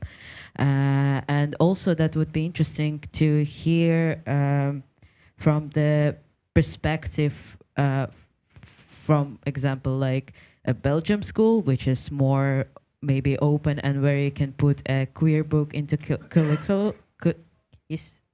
I can't speak today, I'm really sorry. But basically where you can openly talk to kids about LGBT issues and identities and stuff. And also with Estonian schools, where sometimes the only thing you can do to help kids is to put a sticker on your laptop to show them that you're open to talk. Who wants to comment on that? Well, I think the first, what is important is to be ready to communicate. Communication with the parents is very important. But so to create this opportunity of communication, in my experience is also being visible. So on every event organized by the school, if there's like a stand where you clearly show that it's a stand. For instance, we have the stand from the Pride Club, but where they see that actually the school is stepping in and showing that we are actually an inclusive school. So it's a place where parents will ask questions, and there will be a place for communication and explaining why we're doing this. Trying also maybe to organize an event where you do a presentation, just giving an education of words, because sometimes it's also the educational words which is missing. So that was the most important. In the case where I had homophobic parents, so it was actually phone calls. We talk on the phone and I tried to explain why I was teaching this kind of books. It worked for some of them. For some of them, it didn't work. So sometimes we can't manage to change people. But I think to be always open for communication, to try to involve them also in the school process of making the school more inclusive. It's also a way to maybe to fight against homophobia. So that was actually the process we tried to do in my experience. Olles nagu hästi realistlik, siis aineõpetajana ma arvan, et ma olen 2 aasta jooksul alla 10 korra üldse stuudiumis vahetanud sõnumeid mingi lapsevanemaga. Et minu arust Eesti koolid üldiselt liiga palju lapsevanemad ei kaasa nagu kooli ja vähemalt meie koolis küll nagu väga mitte. Ja mul nagu otsest sellist suhet lapsevanemaga aineõpetajana tegelikult üldse ei ole. Aga ma arvan, et me nagu alahindame vahepeal seda, kui palju lapsed õpetavad oma vanematele. Et nagu mu enda kogemusest, kui ma väga noorena tulin kapist välja, hakkasin rääkima LGBT teemadest, et siis mu isa oli hästi ka ikka nagu homofoobne ja nagu ikkagi vahepeal nagu nõme. Ja nüüd, ma ei tea, 10-15 aastat hiljem, ta ikkagi nagu likeib Facebookis, kui ma jagan midagi abieluvõrdsusest või kui ma ühingus töötasin, siis ta käis meil mingi kappi parandamas. Et ma arvan, et see on nagu 100% minu töö, et ma nagu lapsena koolitasin oma isa välja. Ja ma arvan, et see on ka see, kuidas sa tegelikult jõuad nagu vanemani õpetajana, et sa koolitad selle lapse välja ja siis see laps on see, kes koolitab seda vanemat. Suur tänu. Ühe küsimuse jõuame veel võtta, kui kellelgi on, aga pean paluma see lühidalt sõnastada. Does anyone have one more short question, please? Ja, siia ette. Hi, my question is about gym class, where traditionally, I guess globally, girls and boys are separated. So how to make that more inclusive? Okay, so in our school we have an active PE teacher who feels very strongly about having co-ed classes, who has come and presented to not only I think he came and presented to our club a few years ago maybe, and also the feminist club and to the management, and has sped up the process a lot. So now we're going to start having co-ed classes starting next year in the younger years. And I know that there are a lot of issues with that, because I mean there are differences between girls and boys in sports classes, but at least in the younger years there aren't as many differences, and I think that it's easier to work with that. But I'm not very well versed in the differences of like in the sport world. But yeah, I don't know if you guys have something to say. I think there's definitely ways of making sport classes inclusive, and I think it's important to start at younger years, and so it starts with everybody, and then it just feels natural and it just goes on that way. So yeah, in our school system, the PE classes are mixed until 10 years old, and then it's separated. But it's going to change next year thanks to the work of Feminist Club, and we have also a Feminist Club in our school, and also the Pride Club. So we're proud of that, but I think it's very important. I don't know about Estonia, but in the Belgian system, the PE classes are not mixed. But where I come, in France, it's mixed. And I think it's very important because one of the goal of PE classes is to fight against gender stereotypes. And one of the things we need is having co-ed classes. So that's the first things to do, to have mixed classes. So I don't know, it's not the case in Estonia, right? Ja, mina ei tea Keka kohta midagi. Ja see on keeruline küsimus, aga võib-olla siin on ka see hästi oluline, et kehalise kasvatuse eesmärk ei peaks olema ju võistlemine, kuivõrd pigem nagu sportliku elustiili harjutamine, ja seda me saame ju koos teha. Ja meil on ju spordialasid, kus paaridena nii-öelda, mehe-naise paaridena tehakse ka mingeid asju, aga jah, et see kooli fookus, et see kehalise kasvatuse teema on üldse täna Eesti hariduses ju üleval, et millise fookuse peaks see võtma, et võiksime sellest võistlusjanust natukene eemale minna ja tegelikult vaadata otsa sellele, et meie noored üha vähem teevad sellist tervisesporti ja rohkem võikski kool sellega tegeleda, et harjutada noortes seda sportlikku igapäevast liikumist, leida endale sobiv spordiala ja siin ei ole vahet, kas on nüüd tüdrukud eraldi ja poisid eraldi või nad on koos, ei oma tegelikult mingit tähtsust, siin ei oma tähtsust see füüsiline pool, et kellel on rohkem jõudu või mitte. Taaskord väga tore praktiline üleskutse, millega siinkohal joon alla tõmmata Kristel, Fanny, Valentina, Cedric ja Eva-Marta. Suur aitäh teile, a big thank you.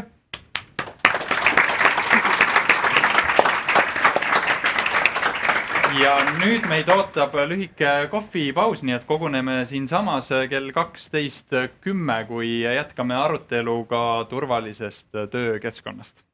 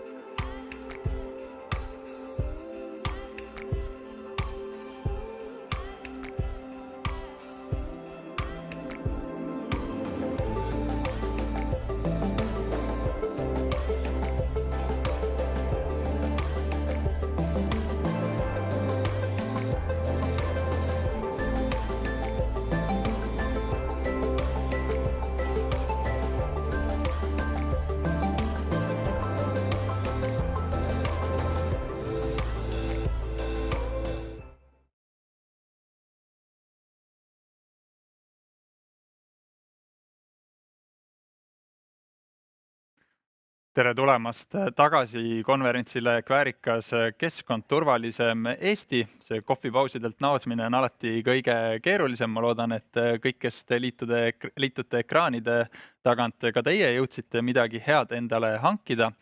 Siit aga jätkame nüüd vestlusega teemal, mida ka juba eespool mainitud sai ja mida oleme siin ka eelnevates paneelides mõne sõnaga markeerinud, ehk siis turvalisusest töökeskkonnas. Aga enne, kui kutsun siia selles vestlusringis osalejad, on mul suur au juhatada sisse väike sissejuhatus sellele vestlusele ja selle teeb Eesti Vabariigi sotsiaalkaitseminister Signe Riisalo. Palun.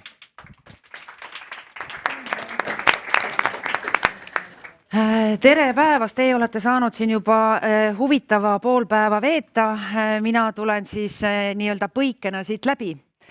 Ja ma tahaks kõigepealt öelda seda, et me oleme sellel nädalal palju rääkimas LGBTQ+ kogukonna muredest ja rõõmudest.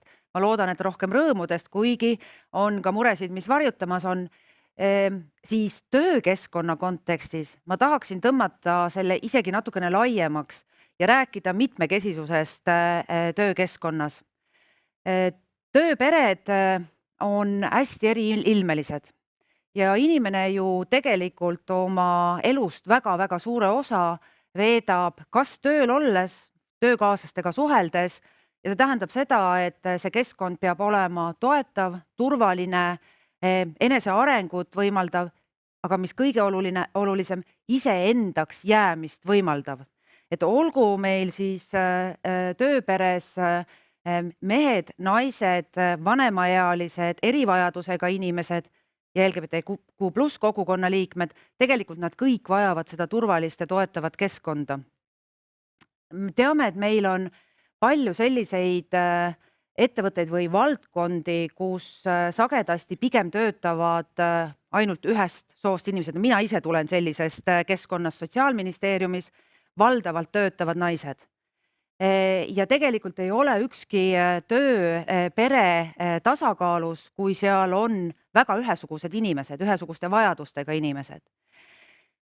Me oleme juba mitmeid aastaid mitmekesisust tööandjate puhul nii-öelda nüginud või tõuganud ja mul on hästi hea meel, et peale mind tulevad lavale inimesed, kes on olnud pioneerid Eestis ja väga teadlikult, vastutustundlikult, jõuliselt võtnud selle tee käia, et töökeskkond oleks avatum, oleks mugav kõigile, et kõikide vajadusi osatakse hinnata, olgu need siis lastega pered, vanemaealised või erivajadusega inimesed ja loomulikult siis ka LGBTQ+ kogukonna liikmed.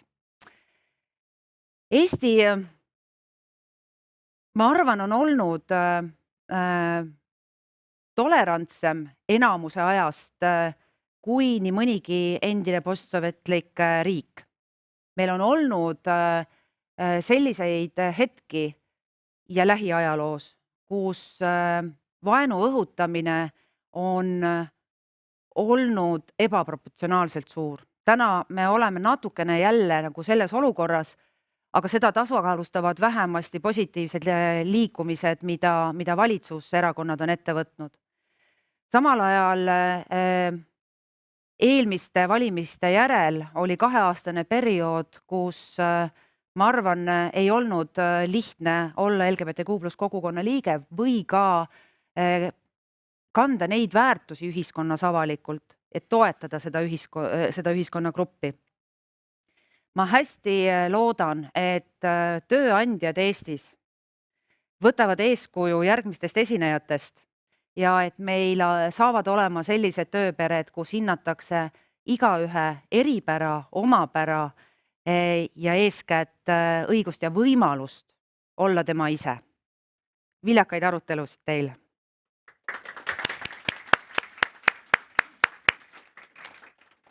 Aga suur aitäh selle innustava sissejuhatuse eest ja nüüd lähen ma inglise keelele üle, kuna järgnev sektsioon on puhtalt inglisekeelne.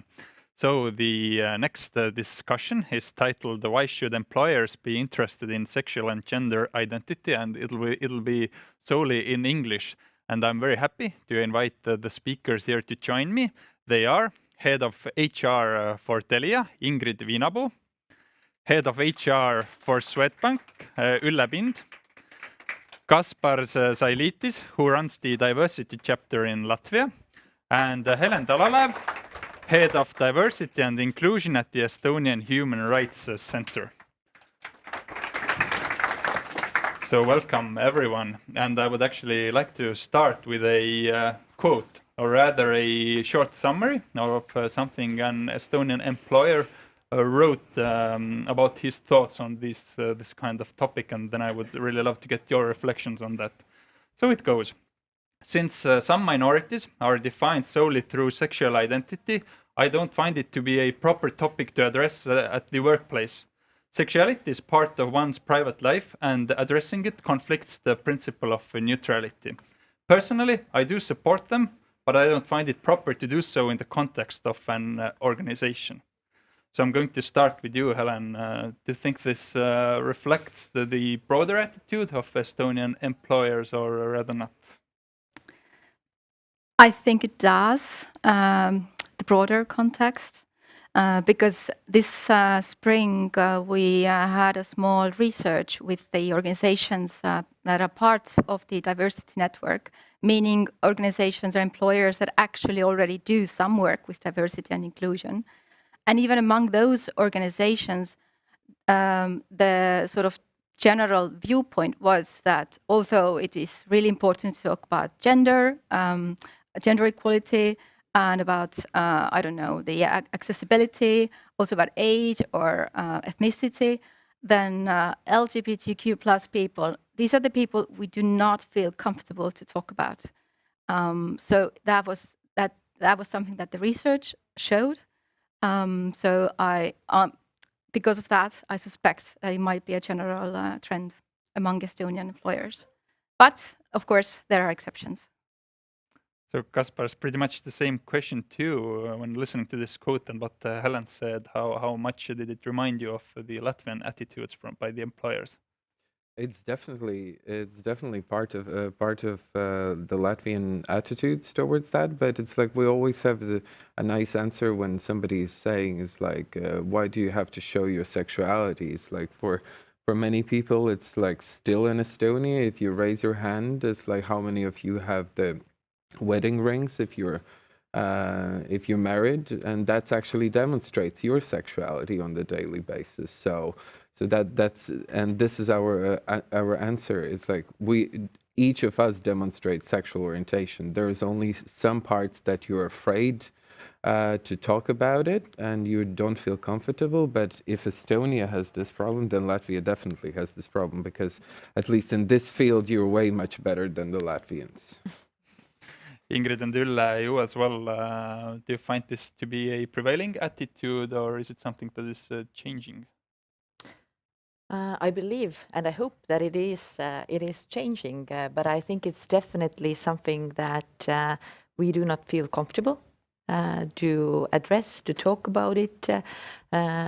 So yeah, I think it's still something that we as a society and as employers kind of need to put in more effort to normalize. That people are different, and that it's okay to be who you are and be fully here with us, and everybody really matters. I can call I can call myself a very lucky and happy human resource manager that I have been part of several organizations as a head of HR, and it was quite a normal always. Just that we have the LGBT people. So even I think that it was not formed at that time like a network like this, but I think that it's most important has been always, I worked before the Swedbank in Ericsson, and it's quite normal that people be authentic, so that the company wants to hire the best people who have the certain competencies and the values, and they appreciate already humans like they are. So, but of course, I accept that in Estonia it's not fully yet like it should be if I compare with Sweden. But I just recently had appointment meeting with my HR director in Sweden. Sweden is, I think, that some certain steps ahead of Estonia, but from her point of view, she said that Estonia has become definitely much more open in a recent year than it has been before, that it's so visible outside. So, and I do agree, because there are certainly some employers who still think that how to address this topic. Everyone needs the good people, but they are not perhaps ready yet to address this sensitive topic for them. But many employers already, it became a part of work environment and values, no problem. And I think that that kind of companies lead the culture as well in society. Helen and Kaspars, are you seeing this change, or what do you see as the key trends at the moment? I definitely see the change. Having done this particular job for less than a year, then my experience is maybe short, but also having looked at the Estonian society from the perspective of an LGBT plus activist previously, then I remember 10 years ago it was impossible to have companies support LGBT organizations or Baltic Pride. Now, today, this is different. And tomorrow, about 10 companies have registered to take part in the Baltic Pride parade as a group. And also there are sponsors, etc. So definitely there is a change, also like a visible change with the support that the companies show in the society. And definitely there are changes inside organizations as well. When I talk to the companies that are part of our diversity network, I see that more and more companies are interested in knowing more what to do to be supportive, to create safe spaces for LGBT plus people. But of course, there are others that are more reluctant. But this is work that takes time, because we're talking about attitudes, the way people have thought for many years, to change that, to change the hearts and minds. As we all know, I think it just takes time and systematic work. Yeah, it kind of fits on the points that I actually wanted to touch upon on the businesses and building changes. Like we've been with Helen with the first Baltic Prides together, and we kind of see it very much how much it's changed. It's like if in the beginning we were marching within the police escort and being afraid and being attacked, then, for example, at the moment is we just had the Riga Pride, and we had like 19 companies marching the Pride, and I remember the first Pride when we were 70 people, and half of them were foreigners. But so, nevertheless, things have actually changed a lot, and businesses, either they want or not, but as well became the political, and and this is. In the beginning, businesses didn't want to say that we're political, but after the war in Ukraine, you have to take sides, and in this side you have to take the right side, and the LGBT issues are the right side currently, and we've seen a lot of the companies joining. For example, in Latvia, our unicorn, you have plenty of unicorns in Estonia, we have only one, and so Printful, that came out really much political when there was this will to change the constitution, that family is a union between man and a woman. That was the first company that came out with a statement. We have the people, we have the diversity in the company. We stand openly against it. It's we have rate and convenience, which you would probably over here know as Erkiosk and Caffeine. And for example, to my surprise, they came out with the statement that they allow and they communicate with their employees based on their actual name, not on the name that is written in their passport often, but the name that they state to. I was absolutely stunned when they told, and I said, like, who said it? And the CEO said, it's like, we thought it's natural.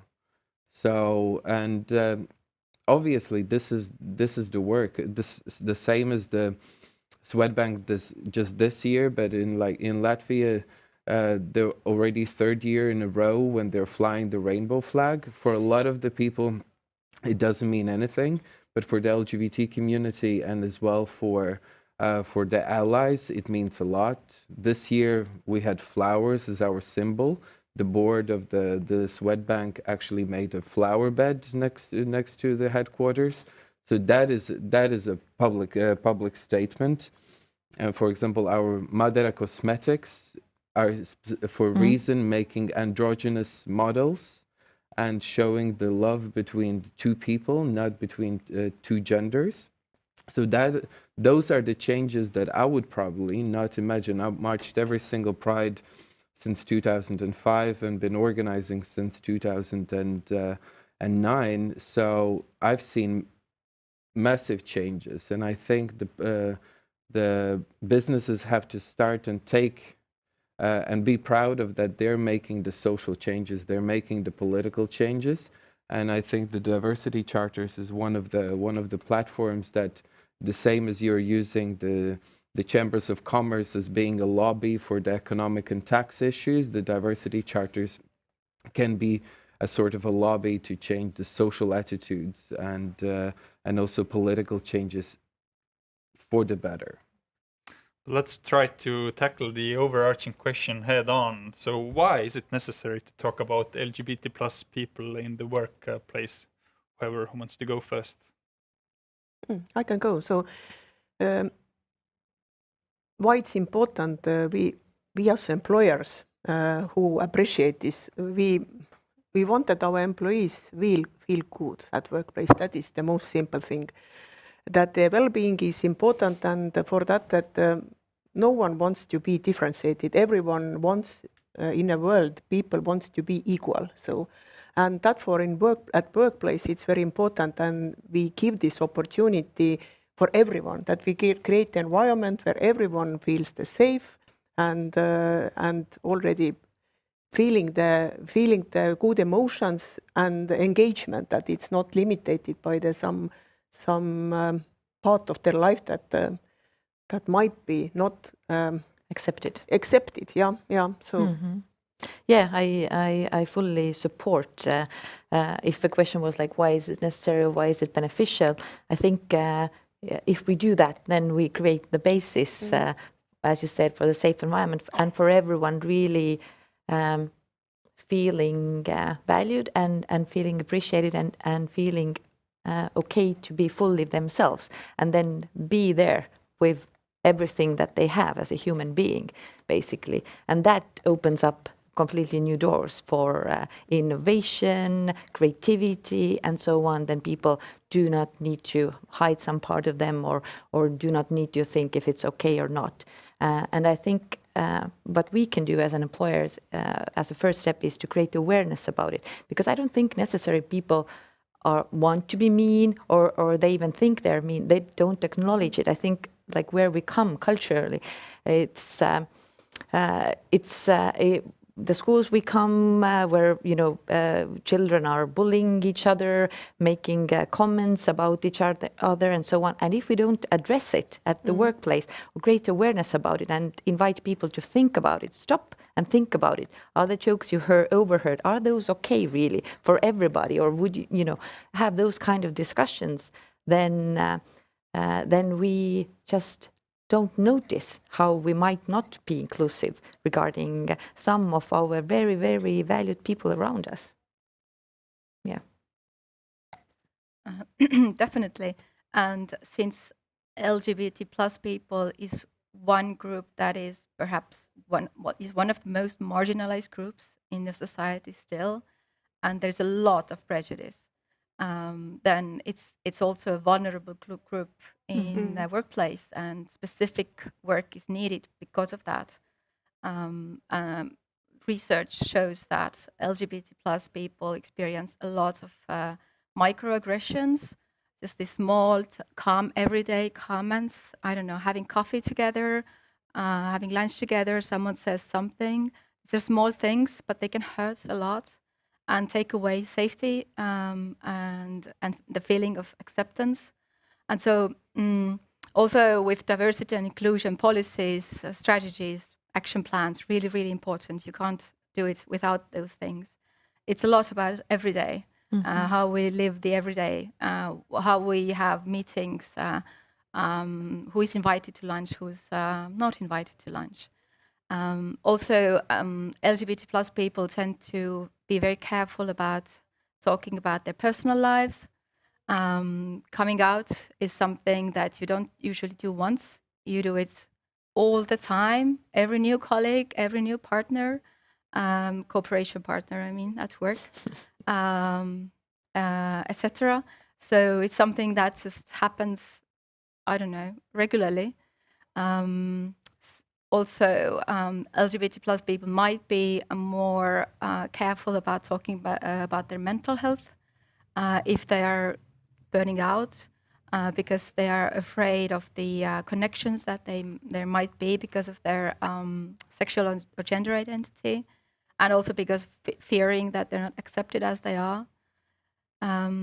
So these are some of the issues that employers also need to think about and educate themselves, their staff, how to create this accepting, welcoming environment for all the people. And I think there is like readiness to dig into the topic a bit. At least that is what I experience in Telia when we have like Diversity Month and we have different topics on different diversity aspects, also regarding LGBT plus. And there are many people participating and you know, carefully placing their questions. There is a curiosity around the topic and people want to understand, but I think it's just that it just feels still quite new and people are uncomfortable. They don't know, you know, they don't want to hurt anyone or they don't know how to address how people and how to kind of be with the topic. But when it becomes personal, that is what I have experienced. Then you have someone in your team, for example, then you really get to know the person, and then it becomes more, you know, human to human connection, and it goes deeper, and you kind of get over this initial, perhaps, I don't know, anxiety, I would say, around the topic. But that's also the case. Just to continue what you were saying, is like what we often see between the employers when they want to speak about diversity is like they're always afraid, like what we're going to do if we ask the wrong question. And then sometimes you have to make it a safe space where to ask the wrong question. Because in my professional life, I have so many times, especially when training law enforcement or army, it's like they do have this crazy question. It's like, how is to love the same-sex person? It's like, you know, this is a magic question which a lot of times bother a lot of people, and we answer this, and sometimes when you feel that person suddenly feels relieved, and it's to create the safe space where you can actually ask those some of those questions. But just to answer your question, it's not just the right. Why it is important is because, again, it's the right place, right thing to do. This is the right time to actually do. For the companies that are currently doing that, you're the first. So who will remember the last ones? But the first ones will be always remembered. And for example, coming from the environment, and it's also good for the business. Because coming from the environment, Latvia is one of the 6 countries where same-sex couples are not recognized, like absolutely zero. And for example, Swedbank is the bank that provides loans, the home loans for non-married couples, and same-sex couple can easily come into the bank. They are looked at this, and they're treated like there would be an actual couple. That is literally the only bank currently providing this service. And what you're going to get is like you are in the right time, right place, and you will have the loyal customers, which means this is good also for business. We will go and choose the businesses that respect us, and all of our friends are going to go for the businesses that respect us. Thank you for a good recognition. So that, but that's true. That some things when you live in this environment come so obvious that hard to perhaps notice anymore. But there was it's like we said that we have one biggest bank in Estonia. That we have customers with many different backgrounds. So that and therefore we need to recognize and already acknowledge those differences. But not only customers, but already our own employees. That we have quite a unique position, like most probably you are already having, that you have customer in house every day. So a lot of our own employees are customers as well. But yeah, this cohabitation, so that we already recognized some years ago when, you know, that when we had one family event, and usually it was, I think that 6 years ago, that then employees questioned that it's who is the family. And then we started to think that yes, that it has changed a lot during the last year. That we need. It's hard to say that who is the family. That let's give to our employees a possibility to define themselves who they actually feel is their family. So, and that was very nice. We had a forest planting event so that everyone could call their relatives or family or cohabitants. They feel who they are. I think that was the very, very big step ahead or breakthrough in our company in terms of our own employees as well. So, and today I'm very happy that already even we don't have this official marriages in Estonia that you can make officially, but we notice and acknowledge this cohabitation, and it's similar in our employee value proposition. We already give 3 days, like already this so-called official marriage, so that I think that this is the thing that starts from own employees, that you can't offer the service against what your own employees feel. That's for. I think that we are currently here with you, so that otherwise perhaps its competition is very heavy as well. If we speak about this, that yeah, but everything starts from own employees. That. Ingrid and Ulle, where has the main motivation come from to actually think through these questions of diversity within your organizations? Has it been outside influence? Has it come from the workforce themselves? Has it come from the board of directors? What has been the key driver in these changes?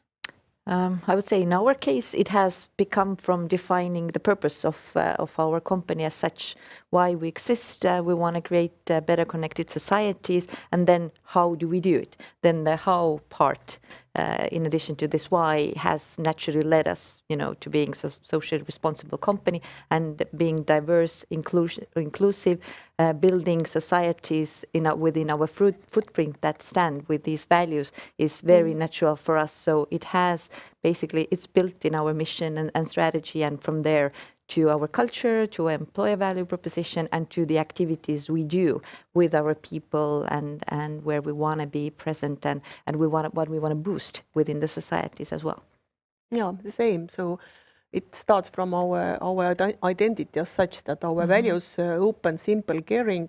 I don't remember. They have been in place before I joined, and most probably already some 15 years or more even in a place. So sometimes people ask that, the values have been on a place so long that did you thought to change them? So we say that no, that we not gonna be change our values. Values remain the same, only processes behind that, how we actually drive those values change, because society change, world change.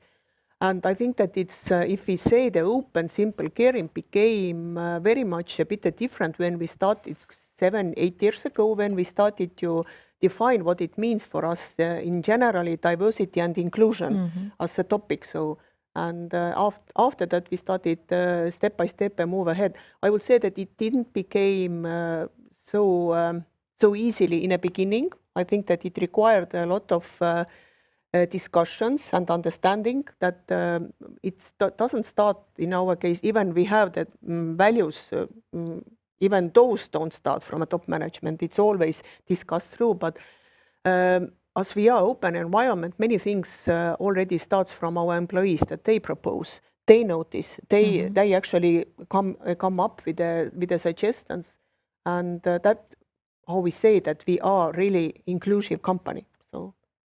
Helen and Kaspers, here we have two examples that have taken quite broad steps already in advancing diversity within their organizations. But what about other employers who are maybe only planning on taking their first steps? What should they do? How should an employer know what the LGBT plus people even need in a workplace? Yeah, first many employers might not even know if they have LGBT plus people among them because, well, they never asked or they never publicly showed that you're welcome, and so the employees never told that I am gay or I am transgender. So I think the first step is to first think. If I'm ready for this, if I'm actually ready to make the change, if I'm actually ready to be accepting, and if yes, then try to figure out who your people are.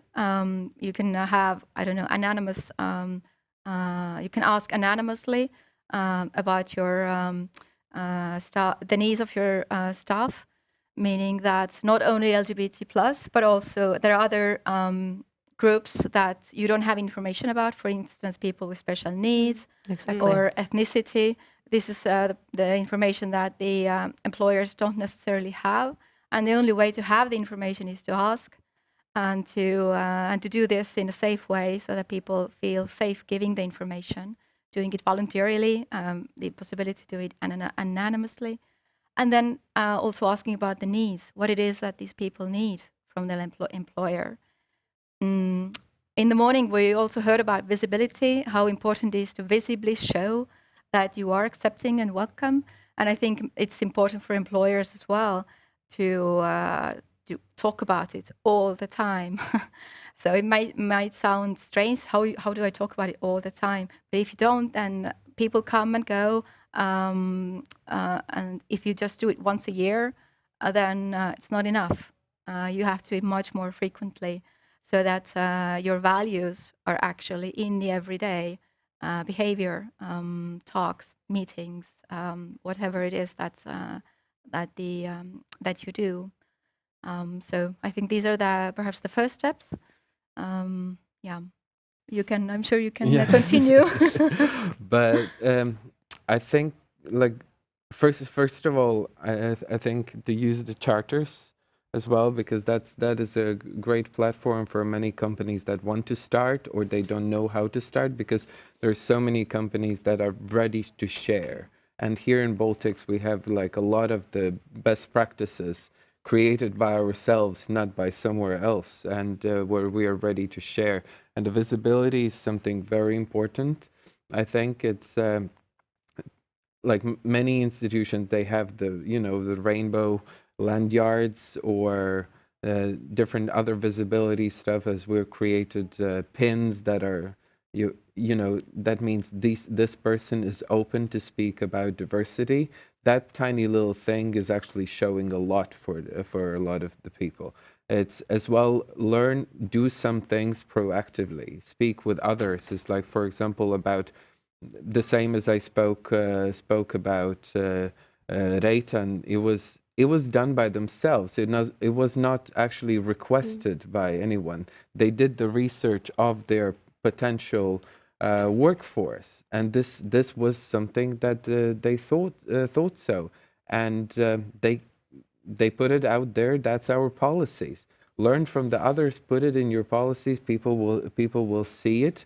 People will learn about it. Those people who don't think it's their thing, they will start to wonder so what it is and why is our company, and that's a company doing this, and that's going to raise the discussion.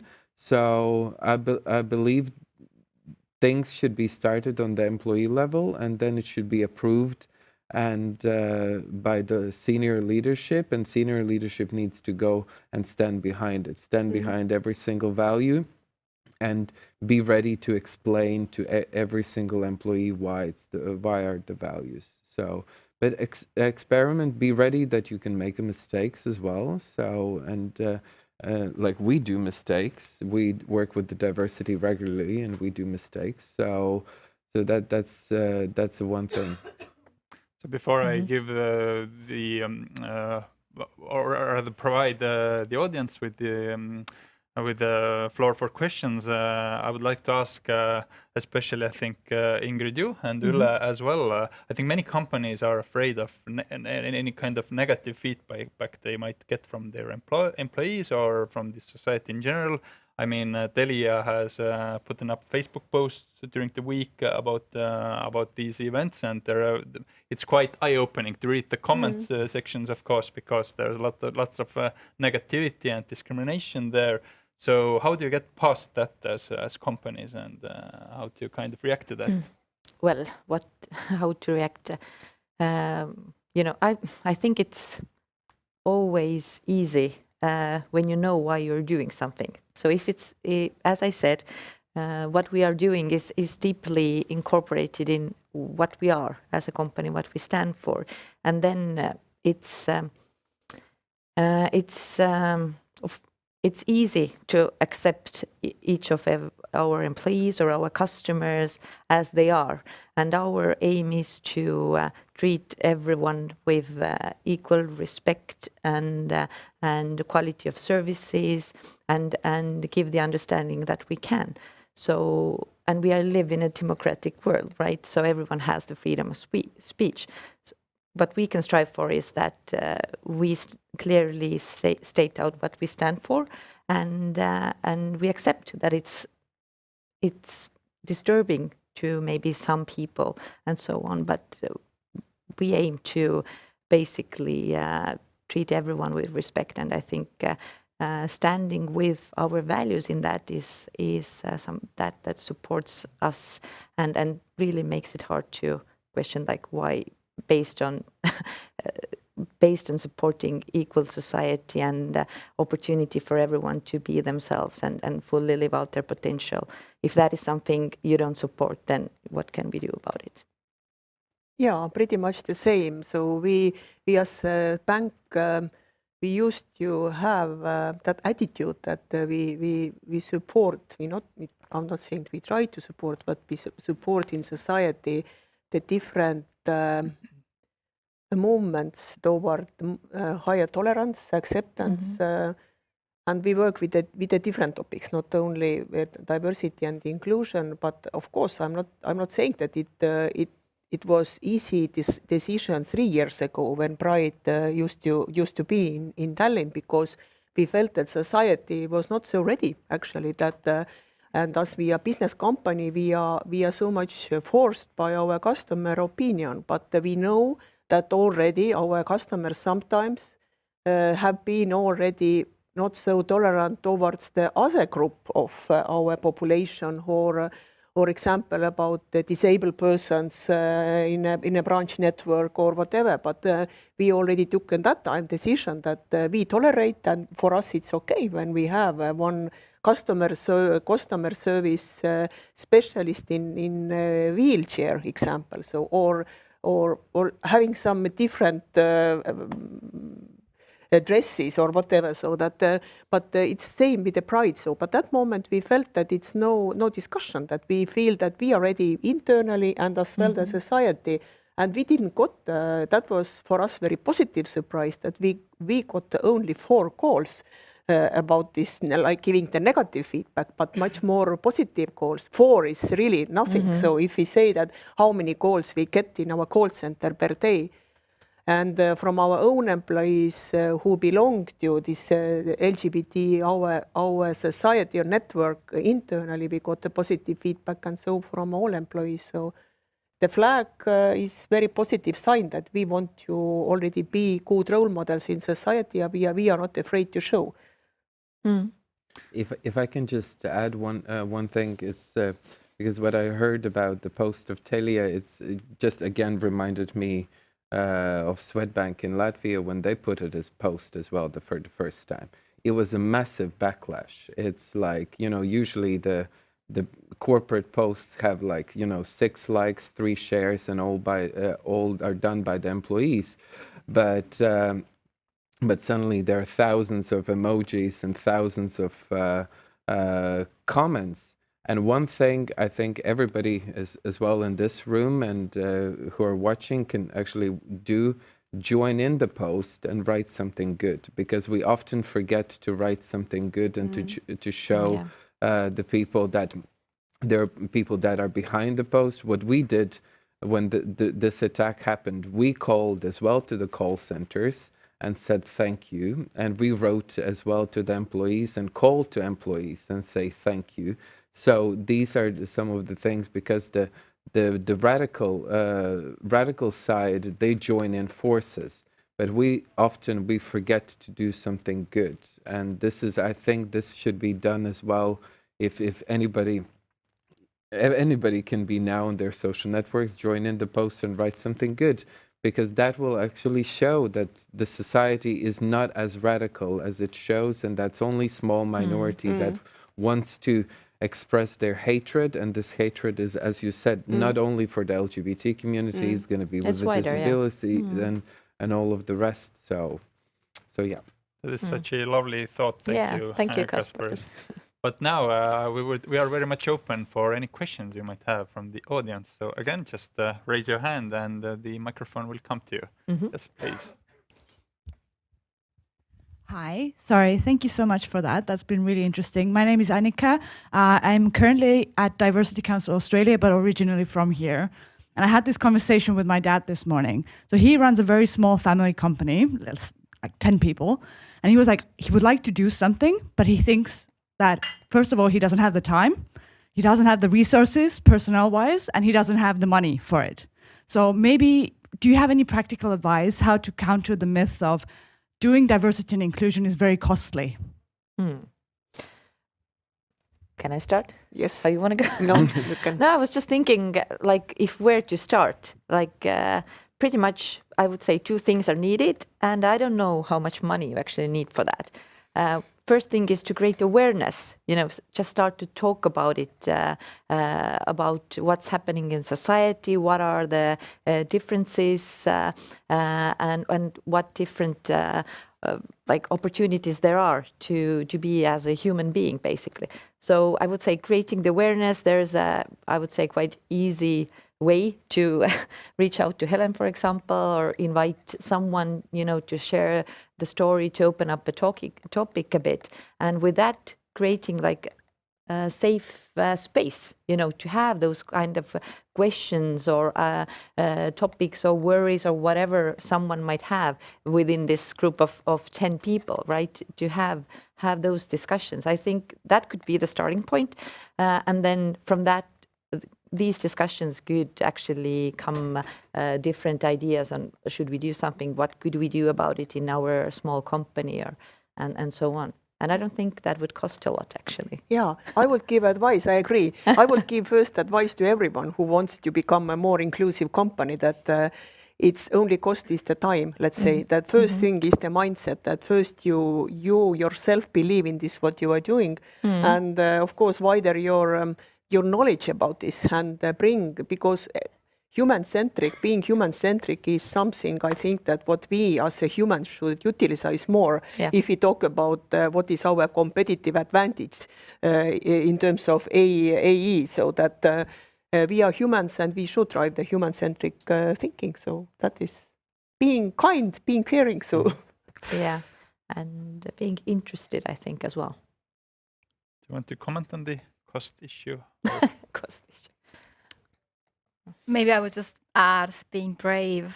Some topics can be difficult to bring up. It might take courage, but just having lunch with your 10 people and talking about pride, it might take some courage from some people, but it's a good place to start, I would say. And then you can go from there and trying to talk with your people, what it is that they want to do, what it is that they need to be more diverse, more inclusive.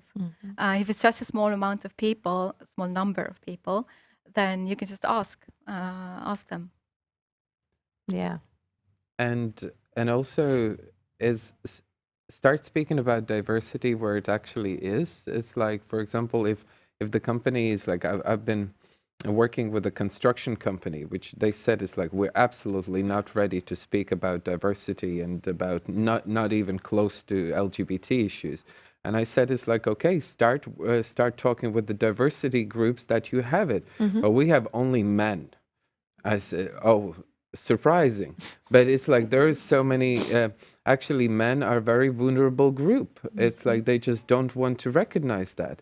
And speak, like there is a Movember, speak about wear mustache, speak about prostate cancer. It's like, you know, in Latvia we run out of men after age of 65. That's because of the cancer. That's of the cardiac illnesses. And then suddenly there was an employer recognized that they have the diversity. It is a diversity group because they are vulnerable, but nobody ever looked at them. So that's the one point. And then do a step by step, and you don't need immediately to go and sponsor the Pride and become the first one to march in a parade. But you can do a small, tiny thing, and which is very important exactly for your group, and then the rest will grow. Yeah, especially what I want to add as well, that diversity is not the only thing, or Pride is, and LGBT not the only thing in diversity, that it starts from a bigger concept. So first, I think that we should be tolerant towards everyone, so who is following our values and who wants to be a part of our even company or society. So, but it starts from this mindset, being kind, being human-centric and caring people. Yeah, and maybe not a good idea for that small company. I think Helen gave the simplest and most easiest way to address that. But what I'm really happy about what we do in Telia as well is that we have different roundtables around different diversity aspects, LGBT, of course, but also invisible kind of disabilities, basically, as well, or mental health, or different ones where people can come together and share their stories and be supported. So I think that is also something perhaps to think about it when you think about diversity in your workplace. Thank you for a very good question. We have only time for one more, so please. Hi, I have a question. What would be the core message to send out to employees how to be a better ally? What would you recommend? Who do you want to answer, Monica? To be a better ally. To be the better ally, it's very easy. It's like listen. It's like, and that's one of the most important things. Listen what your colleagues are saying, what the community is saying. Don't make the decisions for them, because that doesn't call as a great ally. And do something good. It's like if nobody came out to you, that means you have to do something good, and not necessarily wave the rainbow flag in the office. But maybe just go to Pride on Saturday and make a post in the social media, and that's already going to be a sign that you're pro-LGBT, and yeah. And also coming back to courage, when you hear someone saying something nasty to an LGBT person, then to show that you are an ally, then just say something. Say that it's not okay, that it hurts people. I don't like when you say things like that. I think it's really, really important to stand up when someone is a bully, and each and every one of us can do that as well as we can. But it's a special force that all of us have every day.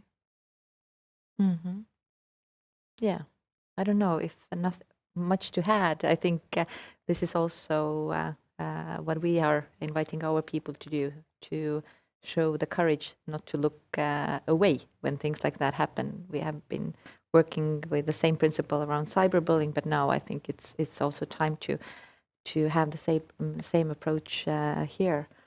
But yeah, I agree what you said. Just be there, be this human see the human in everyone, I would say. That would be my call out to my colleagues and people around me.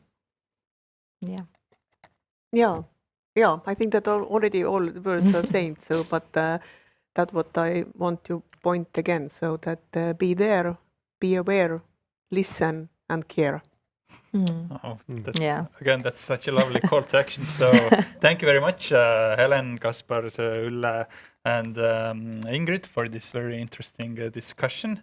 Need, kes vaatavad meid veebi kaudu, siis siit me läheme väikesele pausile, aga et saada osa ka tänase konverentsi lõpetamisest ja väikesest kokkuvõttest, siis tulge uuesti lainele kell 16:40. Aga kõik teie, kes te olete siin saalis, siis ärge kohe veel laiali jookske. Siin on instruktsioonid töötubade osas, mis kohe algavad. Praegu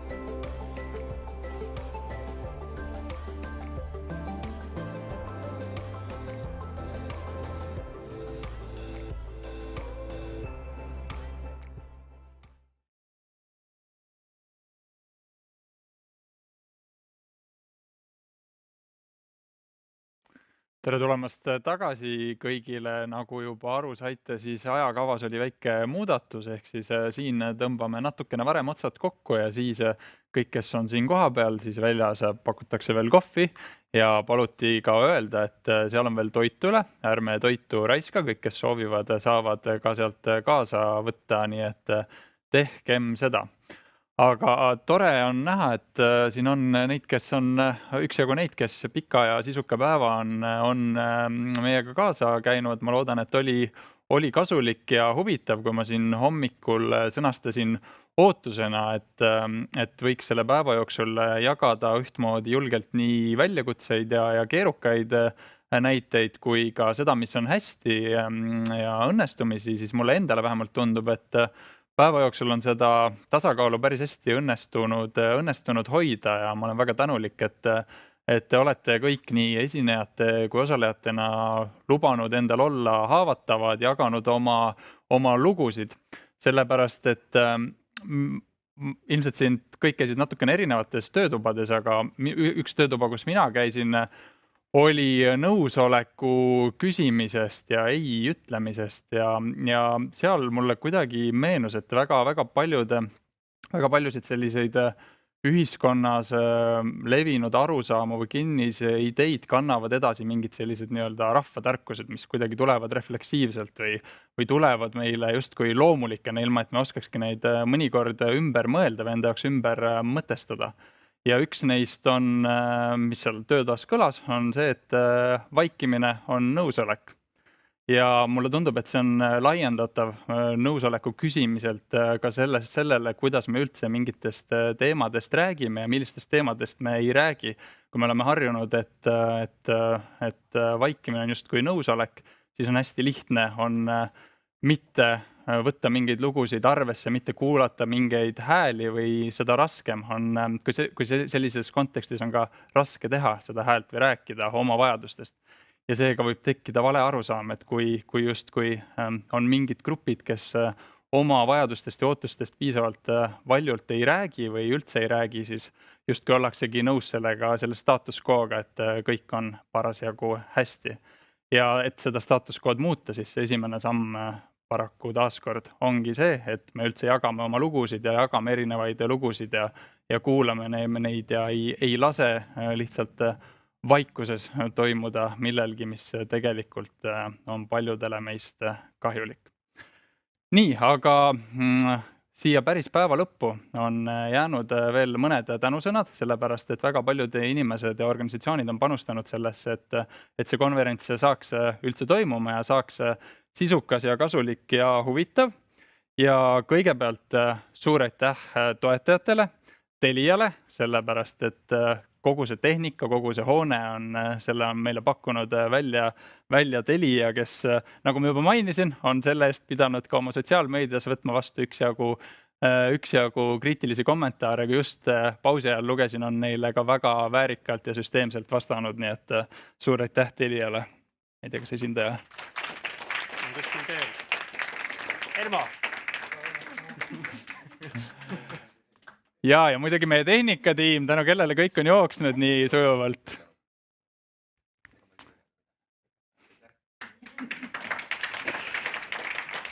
Siis suur aitäh aktiivsete kodanike fondile, kes on seda üritust ja projekti rahastanud, keda siis või mida õigemini Eestis opereerivad Avatud Eesti Fond ja Vabaühenduste Liit.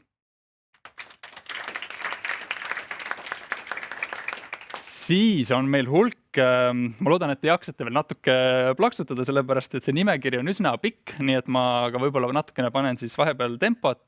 Meil on olnud päeva peale hulk esinejaid ja töötubade läbiviijaid, kelle ma nüüd järjest siia kutsun. Mõnda ma võib-olla ei maini, siiski mainin, aga nad on tegelikult saanud juba siis oma kotikese kätte, näiteks Melselmin, aga minnes edasi siis olgu öeldud, et siin on kõigile, siis, kes väikese tänumeene saavad, on särk ja kellele särgi suurus ei sobi, siis seda saab pärast vahetada all registreerimislauas. Just, aga läheme nüüd nende juurde, kes siin peaksid olema. Inge Maiberg.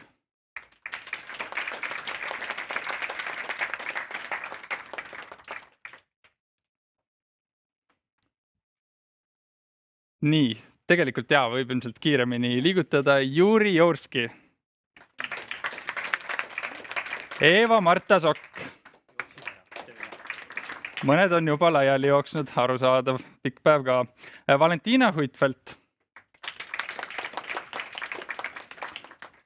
Fanny Illes. Cedric Kennel. Kristel Rannaääre.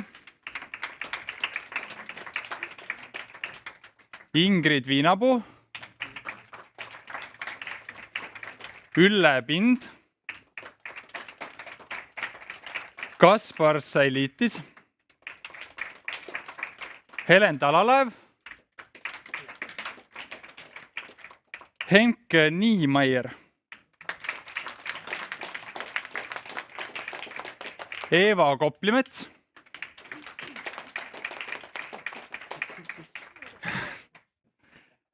Eke Allikvere. Signe Raja. Eesti Üliõpilaskondade Liit. Kas on esindaja? Ei ole. Suur aitäh, Aili Kala. Ja kes on jätnud ennast muidugi väga mugavalt nimekirjast välja, on nimekirja koostaja, üks peakorraldajaid, kelle energia on täiesti nakatav, Keijo Soomelt. Siis Inge Aleksander Kestvang. Läks ära. Nii, ja võin selle võtta, ma loodan. Ja siis ta, kui inimene, kes oli nimekirjas, aga ei öelnud oma nime. Andrei.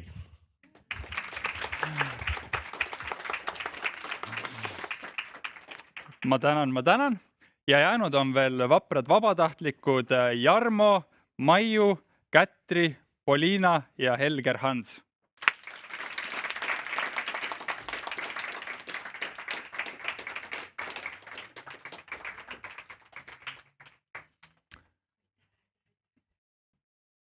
Aga sellega ongi siis tänane päev ametlik osa lõpetatud. Ma loodan, et kohtume siis osadega teist kohe siin samas kohvilauas ja loodetavasti kõigiga teist juba homme rongkäigul. Nii et mis muud kui veel kord suur aitäh teile, viimane suur aplaus kõigile teile, kes te osalesite ja kuulasite.